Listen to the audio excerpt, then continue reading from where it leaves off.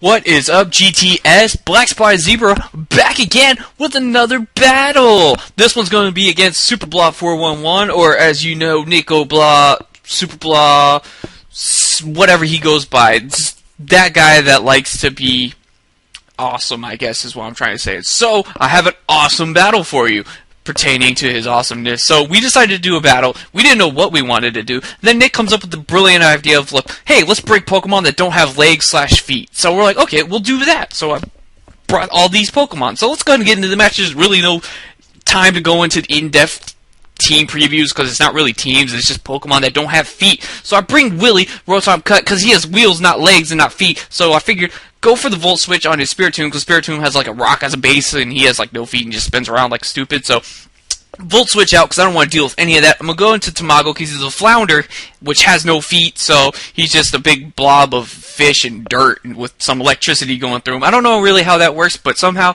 he makes it work. So I figured going to Tamago, I am bulky enough to take on Spiritomb. He does get a special defense drop on me. I am physically defensive, but not Spiritomb, but Tamago's or Stunfisk's natural bulk, you know, his max HP stat, and you know, special defense ain't that bad. So I can take out some of these Shadow Balls, it's looking like, and I can get Toxic off on him to try and whittle away at some of the Spiritomb's HP. I wasn't really sure what kind of set he was. I just keep seeing him go for Shadow Balls, and they're doing a lot of damage, so I'm guessing he's more on the offensive side. I go for the Discharge when I probably could have rested to try and get back up to full, just to try and, you know, stall him out even more. But I figured I'd just go for the Discharge, try and get as much damage as I can onto the Spiritomb to try and, you know, either take him out by toxic damage or have to end up revenge killing. I was going to go for the rest here, and I kind of spaced out on Shadow Sneak, but apparently that's a thing, because I have a Spiritomb and it has Shadow Sneak also, so you figured I would have, you know, remembered to, you know, oh hey, you know, Spiritomb has Shadow Sneak. So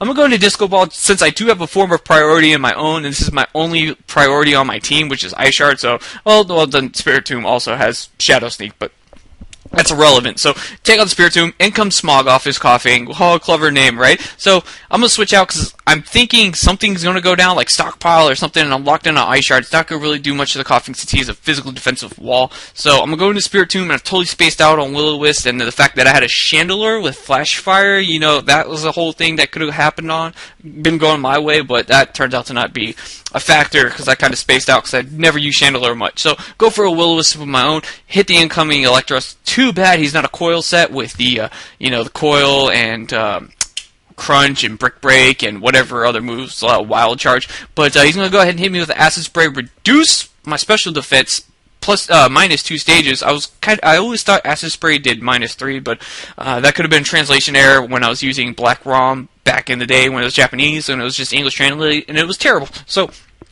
I don't know why I stay in. The obvious electric move is coming, but I don't really have anything to really switch into it. I do have Rotom Cut, but I don't really want to bring it in on the off chance it does go for Flamethrower, trying to predict that. So I just kind of leave Spiritomb in to die. I just went for a Pain Split on the off chance I did live at -2, but that's not going to happen. So, and Shadow Sneak would have probably been pointless because it probably would have done nothing because Electros does have really good base defense stats. So, in comes Chandelure. I know I'm going to be faster because it's Electros, and I'm just going to fire off a Fire Blast, and I do hit, and it's going to be able to take it out. And I was just kind of messing with Nick, because, you know, Chandelures are mostly choice, so I was like, okay, just mess with that until the right situation. So, Aqua Jet's kind of obvious since he probably thinks I'm Scarf, so I'm going to go into my Rotom Cut to take the incoming Aqua Jet just because, you know, I do resist it, and Rotom Cut, you know, he has decent stats, so I'm just going to go for a Volt Switch of my own because I know he's not going to want to stay in, and if he does want to stay in, he's going to die because I am Choice Spec. So, in comes his coughing, and I'm going to Volt Switch out of there, and I'm going to go ahead and bring in my Magneton, just, you know, double Volt Switch on this thing and kill it because he doesn't have really anything on his team to take electric Volt Switches, which is great because I didn't bring anything with U-Turn, so I have double Volt Switch. Who needs U-Turn, really? I'm not Wild Chase. I don't need that shit in my life. So I go into Disco Ball, gonna, you know, go for Ice Shards or whatever, and in comes the, Gardevoir. What I wasn't expecting was it for it to be Scarfed Gardevoir. I was thinking it was just going to be bulky, maybe Wish, Thunder Wave, but that's not going to be the case, and I didn't get to go for Ice Fang, and Disco Ball's going to die because he used a Choice Banded Disco Ball in that Focus Test. So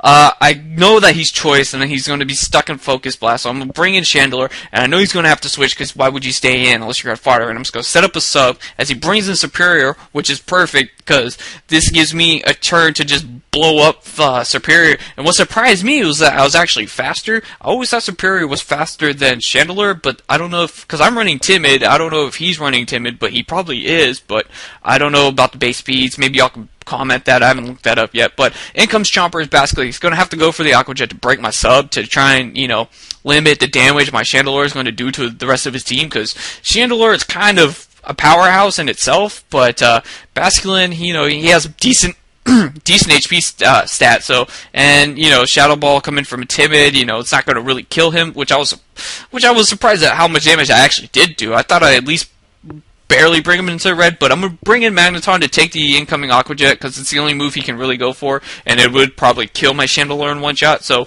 Magneton takes it really well, because I don't have Eviolite, and it does a good amount of damage for a Basculin. Basculin is pretty decent attack, so I'm going to be able to live, fire off a Thunderbolt, and in comes his Gardevoir. He's going to trace my Magnet Pool. He was kind of disappointed that I don't have Sturdy, but who really carries Sturdy on their Magnetons in the lower tiers? It's usually NU, and, you know, you use it for, is Magneton NU or RU? I can't even remember. I've kept up with tiers, but Psychic takes out Magneton. Psychic almost takes out my Rotom Cut, but I'm going to be able to live on 21, fire off a Leaf Storm, and he barely lives with, like, I think he said 8 HP, so I was like, oh man, okay. So it comes down to my Chandelure coming in and taking a Stab Psychic from Gardevoir and hoping I don't get crit, because I know I have decent special defense, and I can probably take it as long as I don't get critted and I can hit him with the Shadow Ball and take him out. So I do live on 45 and be able to hit him with the Shadow Ball to take the game with a narrow 45 HP victory, depending if he critted me or got some shenanigans going his way. So that was a great game, Nick. I hope you guys enjoyed this little quickie fun match that we did, and hopefully see you guys do some of this stuff, like these like theme battles, or aka Fizzy Feuds. This is Fizzy Feud S, so make sure you check out our links in the description. There's a link to my channel, there's a link to Nick's channel, or SuperBLAH411's channel. Make sure you like, comment, and subscribe to the GTS, and leave comments down there, and I'll comment to them as much as I can, when I can. So I will catch you guys later. Cheers!